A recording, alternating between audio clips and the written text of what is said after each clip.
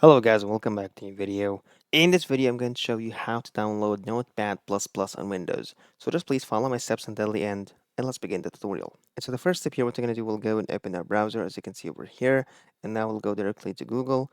And once we're at Google, we're going to search for Notepad++ and click enter.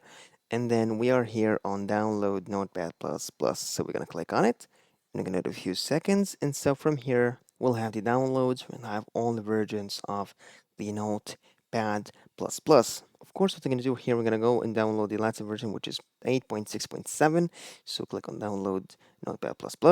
And so here we have download Notepad++ x64. This stands for Windows 64 bits, and this stands for Windows 32 bits. So I'll go down here and click on installer and click on it and wait a few seconds. And as you can see here, we have the Notepad++ starting the download. And just wait a few seconds until the download is completed. And as you can see here, it's completed. So we click on it to install the Notepad++. And once we click on it, we're going to ask for a permission. So just click on yes and choose the language, which is going to be English. Click on OK. And here click on next. Scroll down and choose on I agree. Next once again, and click on next once again. Lastly, just make sure to click on this option, which is create shortcut on desktop, and click on install. And wait a few seconds until the process of installation is completed.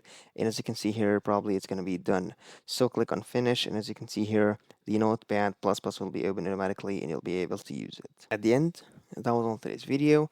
If you find this very helpful, please don't forget to like the video, subscribe to the channel, and thanks for watching.